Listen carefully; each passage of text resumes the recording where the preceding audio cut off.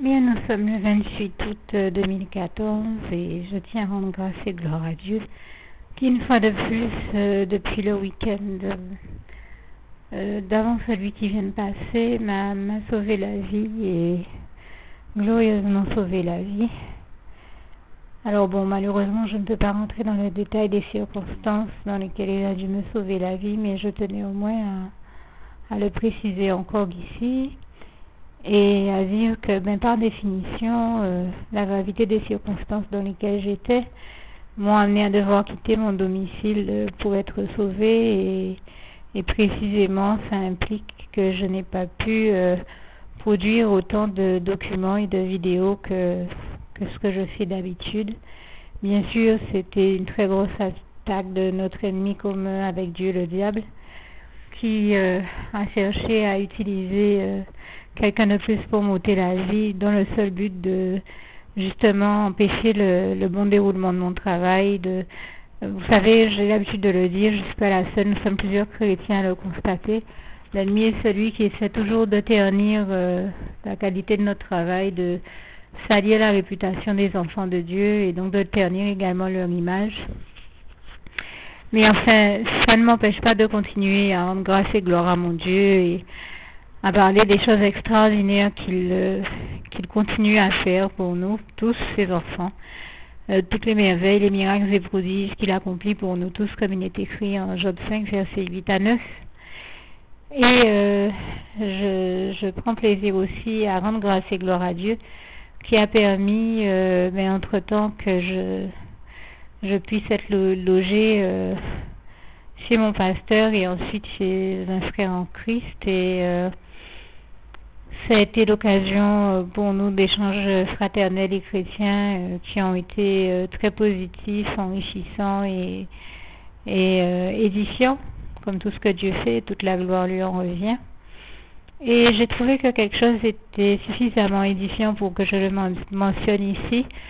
L'un de mes frères en Christ qui a l'habitude de me dire qu'il sait que cette maladie dont je vous parle souvent, dont je vous témoigne souvent, cette histoire d'œdème qui me fait gonfler, dégonfler sans qu'on ne puisse réellement l'expliquer, où on me voit visuellement passer de quelque chose où, sans raison et subitement, sauf quand les températures notamment augmentent, d'un état où j'ai les jambes maigres à un état où j'ai les jambes tellement enflées qu'on aurait la sensation qu'elles explosent, avec une différence très souvent d'environ 10 à 22-25 kilos. Et puis subitement, quand les températures redescendent, ou selon on peut pas trop bien expliquer ça. J'ai envie de dire tout simplement, quand Dieu étend la main sur moi et qu'il me guérit, eh bien je redégonfle d'un coup, au point que ce matin quelqu'un m'a dit mais tu as vraiment trop maigri là maintenant, tu as vraiment les jambes maigres, on sent tes os quand on te touche, on voit ton cou totalement amaigri, ton visage aussi, mais là tu as vraiment trop maigri. Bon, c'en est vraiment impressionnant. Et pour ne pas m'arrêter au dire et même être plus explicite dans mon propos, j'ai souhaité vous montrer des photos avec un phénomène de avant-après. J'ai tellement l'habitude de voir le Seigneur agir pour me guérir que quand j'ai vu que mes jambes enflaient, j'ai mis au cœur d'un frère de prendre des photos de moi avec les jambes enflées, afin qu'ils prennent ensuite, donc pour la partie avant, afin qu'ils prennent ensuite des photos de moi avec les jambes dégonflées, qu'on voit vraiment la différence entre la partie avant et la partie après. Mais malheureusement, l'ennemi s'amuse, je vous l'ai déjà dit, chaque fois que je veux prendre des photos pour démontrer la véracité de ce que je dis et vous le montrer donc visuellement. La première fois que j'ai cherché à le faire, il m'a confisqué l'appareil photo à travers quelqu'un, carrément, confisqué l'appareil photo. Cette fois-ci, il a fait tout un jeu pour que le frère qui devait prendre des photos pour moi soit dans un état où il ne le fasse pas. Que voulez-vous, j'aurais au moins essayé. Et en tout cas, je rends grâce et gloire à Dieu, donc qui a permis que ce frère me témoigne.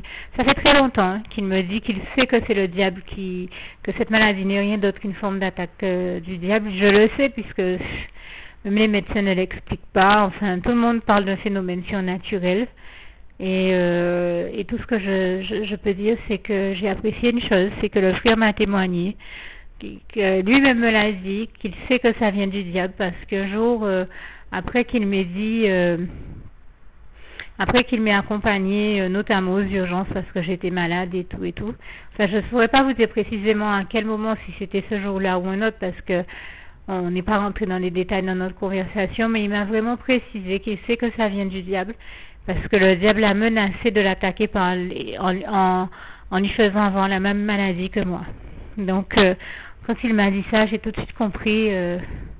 J'avais déjà la certitude que ça venait du diable, mais là, on ne peut que comprendre que ça vient réellement du diable, puisqu'il se permet de menacer les personnes que Dieu utilise pour me bénir, m'aider, m'accompagner à l'hôpital.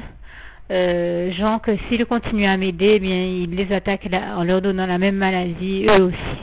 Vous voyez un peu le type de menace qu'il fait, comment il est cruel et comment il n'y a rien de bon. J'ai l'habitude de dire qu'il n'y a rien de bon dans le diable, il n'y a que de la cruauté. Eh bien, il va jusqu'à avoir la bassesse de ce type de comportement, ce qui nous démontre bien qu'en effet, cette maladie ne provient que du diable, qu'elle est surnaturelle, elle n'est pas naturelle du tout. Donc, je dis vraiment, toute la gloire revient à Dieu, à Jésus, à son Saint-Esprit, qui lui a mis un cœur de me dire ce que le diable avait osé, m'informer des menaces que le diable avait osé lui faire, et je rends grâce et gloire à Dieu depuis le temps que je vous témoigne que je sais que cette maladie n'est pas de Dieu. Eh bien, je rends grâce et gloire à Dieu qui combat le diable pour moi et qui chaque fois me guérit de tout ce que cette maladie entraîne de négatif, et je m'attends à ce qu'un jour ça arrête définitivement, et je lui en rends déjà grâce et gloire. Ceci dit, je prends le temps de préciser que là encore, en moins de 15 jours, j'ai environ une semaine, un peu plus d'une semaine, Dieu a permis que je perde encore plus de 10 kilos. Et je tenais à vraiment lui rendre grâce et gloire ici. Et vraiment à le remercier, à lui dire encore tout mon amour et toute ma gratitude. Merci Seigneur, je t'aime et nous t'aimons, nous tous tes enfants. Louange, honneur et gloire à toi, Papa d'amour. Je t'aime. Merci Seigneur. Voilà, je tiens à apporter une précision là encore. Je vous ai dit tout à l'heure que le Seigneur m'a fait perdre 10 kilos. Mais après m'être pesée, je me suis rendu compte que ce serait plutôt, pour être plus juste, 10 à 15 kilos. Je dirais même 15 kilos pour être clair, donc je tenais vraiment à lui rendre ici grâce et gloire. Toute la gloire revient à Dieu, à Jésus, à son Saint-Esprit. Merci Seigneur, je t'aime. Et ce, en moins de 15 jours, et sans que j'ai mangé ou consommé quoi que ce soit qui vise à me faire maigrir, je tenais à le préciser ici encore. Vraiment, toute la gloire revient à Dieu. Merci Seigneur. Juste une petite précision pour tous ceux qui ne sont pas encore, qui n'ont pas encore choisi la meilleure des options qui soit, qui est celle d'aller se placer, de faire le choix à soi-même, d'aller se placer dans les bras d'amour de Jésus-Christ, pour se mettre à l'abri de ce monde cruel. Eh bien, je partage avec vous la prière par le biais de laquelle on y accède. Et commence par vous rappeler également ce passage de Jean 14 verset 6 où il est écrit que Jésus-Christ est le chemin, la vérité et la vie. Nul ne vient au Père, Dieu, sans passer par le Fils Jésus-Christ, bien sûr. Je le dis à ma manière, vous regarderez comme il est actuellement écrit dans vos Bibles là encore.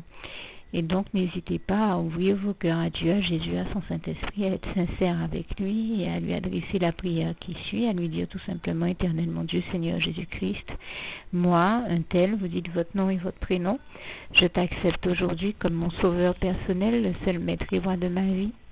Je remets toute ma vie entre tes mains puisqu'elle t'appartient, Éternel mon Dieu, puisque tu l'as créée, cette vie. Donc tu en es donc le seul maître et propriétaire comme de tout ce qui existe dans tout l'univers. Je remets donc toute ma vie entre tes mains, je te la donne. Merci, Éternel mon Dieu, aussi de permettre que cette vie que tu m'as donnée continue à être à ta gloire et que je continue à te servir, à t'appartenir pour l'éternité, d'éternité en éternité. Merci aussi, Seigneur, de faire que je continue Donc, à te servir et à t'appartenir pour l'éternité, d'éternité en éternité. Et aussi, Seigneur, de m'accorder la grâce de ton pardon et de ta miséricorde pour tous les péchés que j'ai commis tout au long de ma vie, jusqu'à la date d'aujourd'hui incluse. Et c'est au nom puissant du Seigneur Jésus-Christ que j'ai fait cette prière. Et à vous tous qui avez fait cette prière, je vous dis que Dieu vous bénisse abondamment, puissamment, richement, et surtout n'hésitez pas à la partager avec tous vos proches et contacts, amis, membres de vos familles, collègues, bien-aimés, tous ceux que vous aimez, et surtout tous ceux à qui Dieu vous mettra à cœur, avec qui Dieu vous mettra à cœur de la partager. Et comme j'aime à le dire, si vous n'avez pas encore pris le temps de faire cette prière, comprenez bien que voilà, ça ne vous coûte rien de la faire, c'est gratuit, c'est indolore, et que voilà, vous n'êtes pas obligé de me croire, mais moi il m'est arrivé tout comme vous de devoir faire cette prière un jour dans ma vie, et quand on m'a proposé de la faire, je me suis dit, et si c'était vrai, et si c'était vraiment Dieu qui, par ce biais-là, m'appelait à lui et me demandait de lui donner ma vie, de l'accepter, c'était Jésus qui était en train de vraiment me tendre la main et qui était en train de me demander de l'accepter comme mon sauveur personnel, je ne pourrais pas passer à côté de l'occasion de lui dire oui, parce qu'il faut aussi que je reste ouvert ou ouverte à ce que Dieu peut avoir à me dire. Il faut que je garde mon cœur et mon intellect ouverts à ce que Dieu peut avoir à me dire. Donc je me suis dit, je ne peux pas courir le risque de passer à côté de mon éternité, de passer à côté des meilleures choses de la vie, surtout si le maître et créateur de la vie m'appelle et cherche à me sauver. Pour être sauvé, il faut bien que je lui dise oui, que je souhaite qu'il me sauve. Oui, Seigneur Jésus-Christ, je t'accepte comme mon sauveur personnel. Et c'est le sens de cette prière. Et comme je dis, elle ne nous coûte rien à faire. Et puis surtout, moi je vous dis, du jour où je l'ai faite, j'ai vu Jésus changer ma vie en mieux sur tous les plans. Et donc je crois que ça ne vous coûtera rien, ça ne vous coûte rien vous non plus de la faire et puis d'expérimenter, de regarder comment les choses vont se dérouler dans votre vie, de regarder Jésus changer votre vie en mieux, à vous aussi. Et d'en faire l'expérience. Et pour en faire l'expérience, il faut commencer par faire cette prière. Donc si vous ne l'avez pas encore dite, réembobinez tout simplement cette vidéo ou ce document si vous préférez. Réécoutez-le et dites avec moi la prière que vous m'avez entendu mentionner. Et n'oubliez surtout jamais que tout est possible à celui qui croit en Dieu, en Jésus-Christ et en son Saint-Esprit, comme il est écrit en Marc 9, verset 23, et que tout est possible à Dieu, comme il est écrit en Marc 10, verset 27. Que Dieu vous bénisse donc et à bientôt.